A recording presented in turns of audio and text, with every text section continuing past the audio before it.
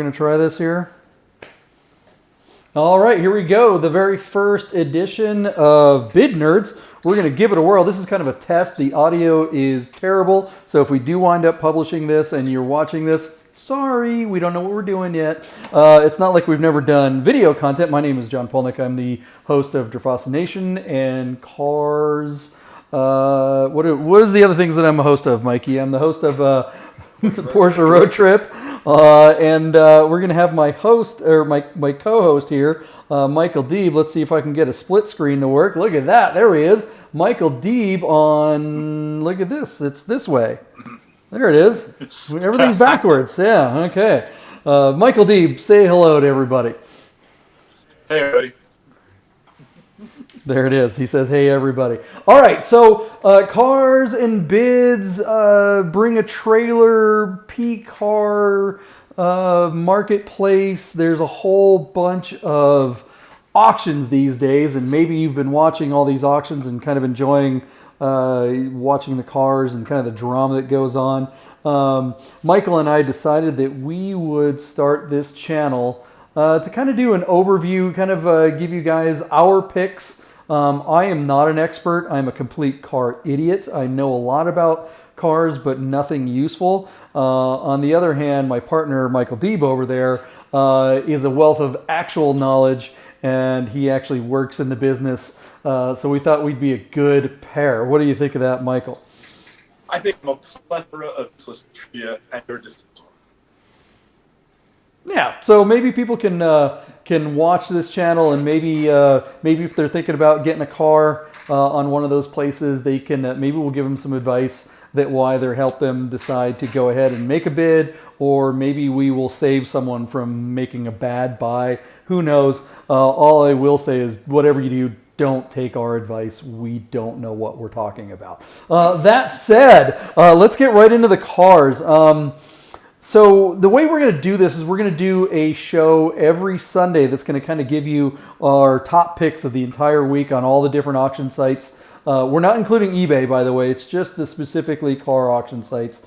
So we're going to give you our top picks, and we'll go one by one kind of talking about those cars. But on this little preview of our channel, we're just going to talk about 3 cars that are coming up tomorrow. And specifically on just cars and bids. The first car we're going to talk about is a car that I'm really, it's a car that I love. Now, this is not a specific car. It's not a special car, but I have always been a fan of this car. This is a it's a 2000, what is this, a 2007 Jaguar. They're called a 150, the X150, but it's most people know this car as, what is this car called, Michael? The XK Coupe. XK Coupe. This is not an XKR as a supercharger. This is a car that comes, I think it's got a V8. It's got around 300 horsepower. The same guy that designed this car is the guy that designed... Sorry, I'm having some fun with the Aston Martin. Yeah, how do I get the split screen to come back again? That one off. That one off. Yeah, sorry guys. Deeb, if I'm ever going dead air like that, why don't you fill it with something? Sure, I will. I didn't want to hear Mike. I didn't want to interrupt the producer. Well, you know, Mikey's not on camera, so if I'm just like looking down at my screen, that means say God anything, because we, like I said, we seriously don't know what we're doing. I'm going to bring that. So fill in some time here, buddy. This is me looking down at the screen, so fill in some time. How do I go full screen on this? Ep1 is super talented English design. The Ford RS200 made him a legend, and then he famously penned the modern, and I would say sensual and sexy Aston Martin coupes, famously the DB9. And more provocatively, V12 Vanquish. So he's a talented guy. If you squint when you're looking at the XK, you can see his fingerprints all over the car. The silhouettes are reminiscent of the Aston Martins. Honestly, if I was Jaguar and I was paying him, I'd be, obviously if I was Aston Martin and I was paying him and saw what he did with Jag, a little upset because the family resemblance is definitely there.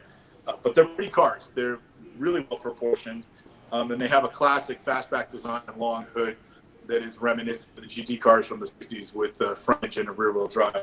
So you can tell now, more than a decade later, that this design is held up really well to time. It's still a very pretty car. It is, and and it's a wonderful car to drive too. This is not a sports car. I mean, Cars and Bids is all about 80s, 90s enthusiast car. I think this car fits in the enthusiast category because it is still a two-door. It has that Vanquish look. This is not something that you're probably going to go carve corners or canyon carve. You're definitely not a track car. This is hey, I'm going to take this car out and look good. You're going to go to the casino. You're going to go to the restaurant. You're going to step out in this car.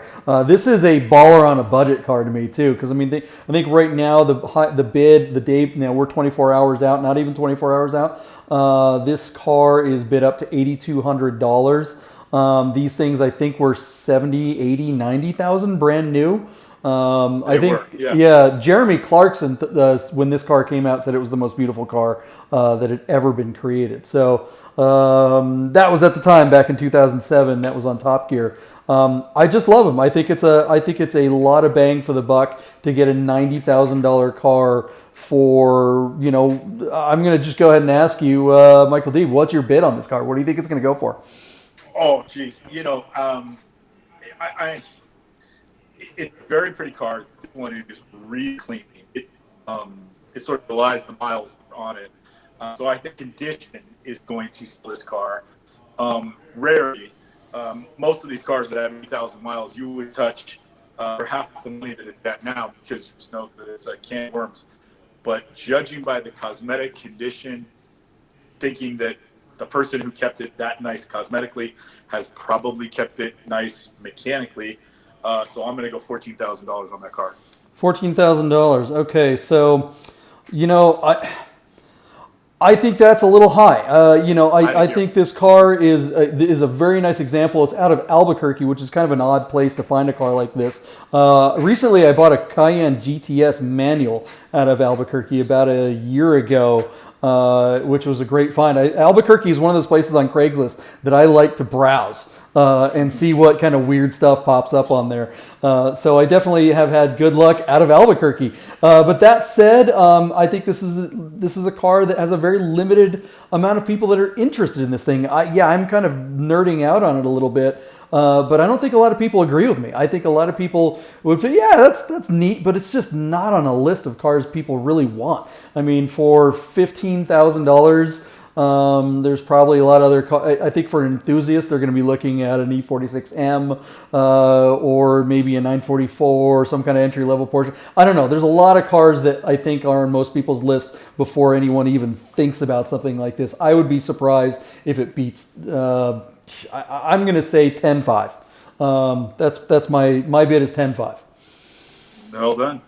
All right, so that is, let's see here, I'm going to try to do the split screen thing again, and oh, look at that, this is all kinds of fun. All right, Michael Deep, the next car on the list actually is on Bring a Trailer.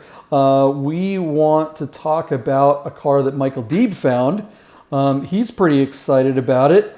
Michael Deeb, tell us about this 1974 Volkswagen Karmann Ghia. Okay, well, this car is dear to my heart these days. You and I met in the Porsche world, and to me, this has very German, very Porsche history, being air-cooled, rear-engine. But the Karmann Ghia is an Italian coach builder, and Volkswagen enlisted Ghia to help them construct and pen this design for this sort of entry-level, I don't know, I mean, was it a sports car in the late 60s? They weren't particularly fast. They did not handle particularly well, not like a 914. But look at this design. Look how pretty this car is sitting here. This 74 Karmann Ghia, it has aged so well. To me, the bodywork is very evocative of the early 60s, not the late 60s, when I think it was actually designed. But boy, it has aged well, and they are really, really pretty. And it's hard to find one that is in such nice condition. Cars that have been driven have been beaten to hell, and the bodywork and paint has not held up. and the low values for Karmann Ghiyas do not justify a restoration. So when you see a shiny Karmann Ghia where the panel gaps are good and the glass is not all chipped and all the original parts are still there, the blinkers, the hubcaps, etc., it's a treat to the eyes. I mean, look at that thing. I think it's stunning. And I would say, and this is just my gut, that the future is going to be good for these cars. So, okay, yeah, I mean, I think this is a beautiful car as well. And one thing about the Karmann Ghia that's always kind of struck me, you know, I mean, if you're a Porsche guy, I mean, Michael Deeb and I are both really big into kind of Porsche cars, and my wife drives a 356 Speedster replica, and I can't tell you how many people have come up to her and said, "Hey, is that a Karmann Ghia?" You know, it's like, you know, and I've also seen people that have Karmann Ghias, and the thing that people come up to and ask them all the time is that an old classic Porsche? So it's one of those things that I think there's a lot of value here, right? I mean, I think it's if you want to drive something that looks like an old Porsche but can't afford an actual old Porsche, like a 356 replica, those are going for $20,000 to $50,000 depending on the particular version of it you get. This car is the authentic deal. You're not trying to pass something off as something that it's not. I mean, our 356 Speedster replica is on a Volkswagen Beetle chassis, which is basically the same chassis that's on this Karmann Ghia. Right. You know, and this is a coupe, which coupes always command more money and always kind of command more respect. There's a certain look that coupes have that cabrios don't. I'm not a cabrio phobe. I love convertibles. But you know, I would prefer this car in a convertible, but I think most people that are looking to buy something this would probably prefer the coupe. I have not dug into this car. It's from Pennsylvania, so you always have to worry about East Coast cars. You got to make sure that you are really, really do your due diligence and make sure that you look at every picture and make sure that there's no rust, because let me tell you, these cars do rust. It's a 70s Volkswagen. They're notorious for that in all kinds of places. But if this car is as clean as it looks, and if you really dig into it, I think this would be a great car to drive around and just look really cool and enjoy. And it's absolutely an enthusiast car. Boy, you're gonna have a great time no matter what if you buy this car, if you get it at a decent price. Michael D, what is your bid on this car? Yeah, I agree. I don't think you can find a more head-turning car for the money than your wife's 356, you know, Speedster replica or a shiny, really well-kept Karmann Ghia. To that end, I think this car is going to bring $15,000-$16,000. So I'll say $15,500.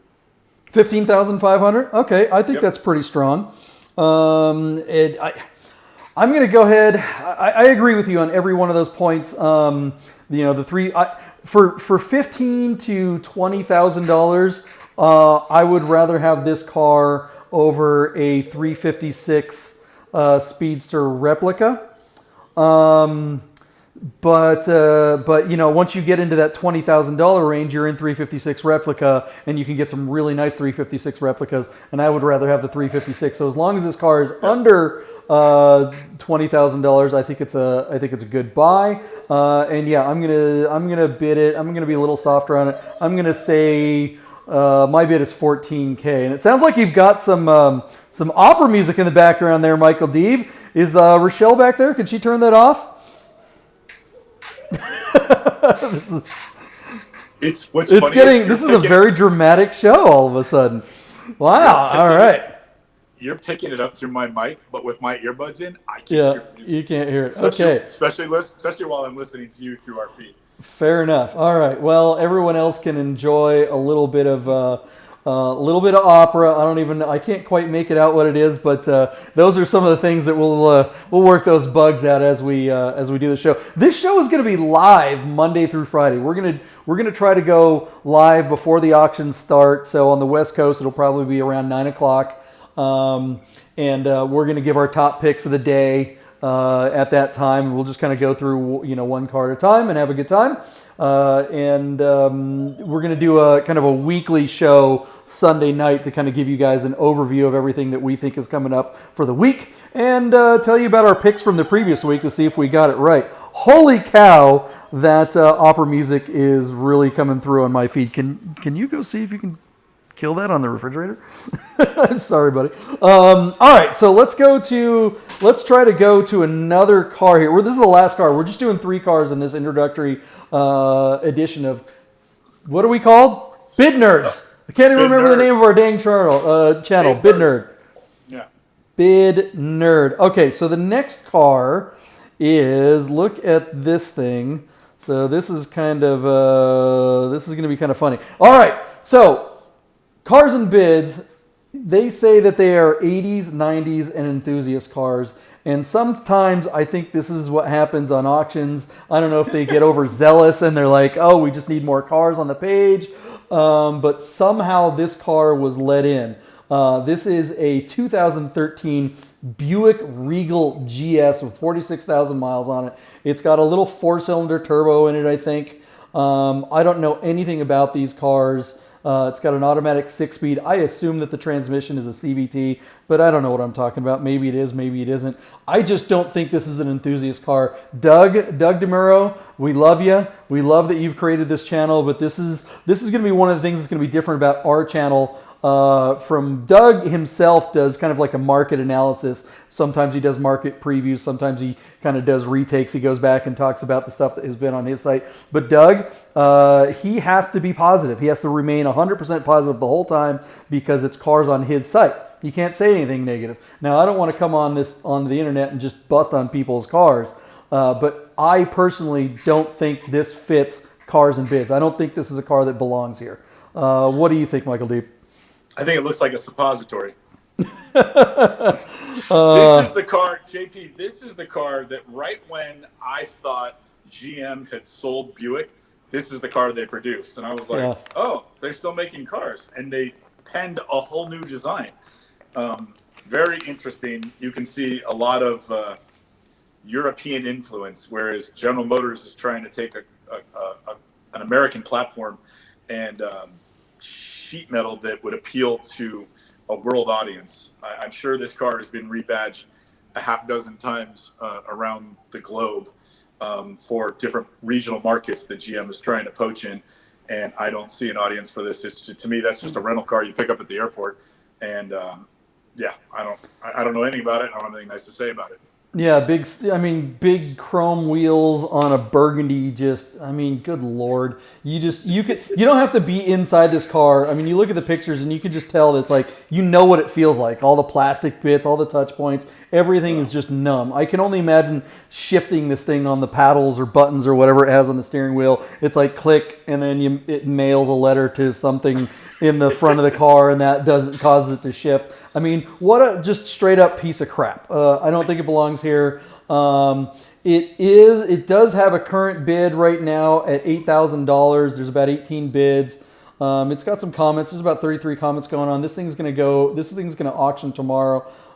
It looks like it probably, it has a reserve. So who knows? I mean, this is the kind of car that has a book value. So you could roll down to CarMax and CarMax will just give you a check for it. So my guess is the bid is going to be whatever. It's going to be $200 more than CarMax will give you for this piece of junk. And my feeling is that this car won't receive another bid, and so at $8,001, I think that's what it sells for. Your bid is that's the final bid. You think that's the final bid? You don't think there's going to be a single another bid tomorrow? Not after our massive audience sees All 4 people are going to see this and go, "Oh man, can I rescind my bid?" All right, so my wife, our dogs. Yeah, that's the whole audience. Michael Deeb, what's your bid for real? $9,600. Okay, so I don't have any idea what this car books at. So I'm gonna guess that this car books at what year is this stupid thing? 2013. So it's over 5 years.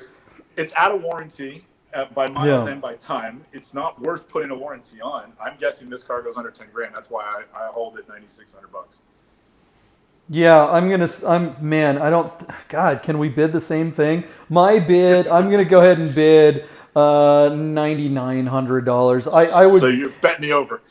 yeah, I mean, because honestly, if I had to guess, I'd say the Blue Book value on this car is a little higher than that. Yeah, it's I'd say probably the 11. Blue Book It's value is probably it's 11 or 11. 12. Yeah, Yeah. and full disclosure, we didn't go on KBB ahead of time and look at any of that kind of No. stuff, Right. or But NADA. there's no shortage of these cars. They produce Yeah. them by the thousands. So Nobody is typing into a search 2013 Buick Regal GS. Nobody's looking for this car. What is it doing Right. here? Right. All right, so that's it. This is going to wrap up our kind of first kind of half-ass edition of Bid Nerds. Deeb, what are you hoping to get out of do for this channel for people that are watching? Well, I think, people in general are only passionate about a few things, and food and cars are at the top of the list. You and I share that passion, which is why we're here. And every car, to a true enthusiast, evokes a response. You either like it or you don't. It's very rare that a guy who loves cars is indifferent about an automobile. And so I'm hoping that you and I ruffle some feathers and make some people laugh. Yep. Another thing I want to tell people to do, because like this episode is probably only going to be, I don't know how to use this machine. So like we're at 20 minutes or something like that. But I'm guessing our episodes are going to be anywhere from a half hour to an hour long. So it's the kind of thing that we're hoping that if you're starting your day and like me, one of your first things that you do is you pop open Cars and Bids or bring a trailer and you kind of scan through to see what's coming up in any given day. Maybe there's something we want to bid on. Maybe there's something cool. Maybe you click our channel and listen to us while you're scanning through all the cars, and maybe we'll let you know about something that you didn't notice. And you know what? We really want you guys, the audience, to tell us what we should be talking about. If there's a specific car on one of these auctions, and you know what? Honestly, even if you find something on eBay, if it's on an auction and it's ending that day or the next day, let us know about it, and we'll go dig it up and we'll give you our opinions on it. Maybe we know something about the car that you don't.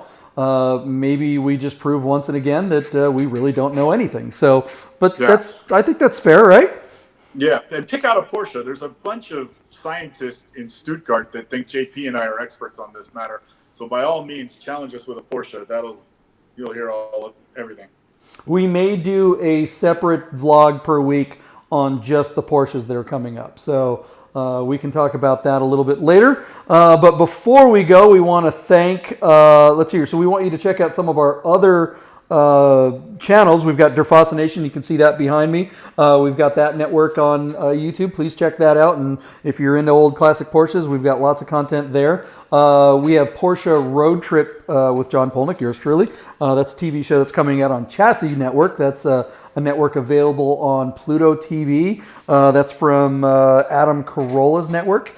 So we should be premiering here sometime this fall. We're very excited about that. We put a lot of work into that. We also have the Rami Show that you can check out. That network, or not network, but the Rami Show is another YouTube channel that we publish regularly. NSFW. What's that? NSFW. Yeah, NSFW. It is not for kids, not safe for work. There are a lot of stupid. What is it? What's the slogan? There are a lot of stupid automotive channels on the internet, but the Rami Show is stupid. Sure. Yeah, definitely. It's about as stupid as you get. So please check out those channels. Check out the Stratus auction site. That's kind of an up and coming site that's got really high end stuff that's way out of my league. And but this guy over here. Deeb, yeah, I keep pointing the wrong way. Michael Deeb has a thing or two to say about Stratus. Yeah. Yeah, we switched sides here. Yeah, Stratus is brand new, and this is for the investment grade automobiles. By all means, tune in, take a look, and engage in the platform. It's amazing. And finally, our friends over at Godden Classic of Las Vegas. Maybe we'll get a live feed over there and see some of the classic cars that they've got over there. That's it for the very first crappy episode of Bid Nerd. We will get better at this. Stick around. There's going to be a lot more coming soon. Hashtag Bid Nerd.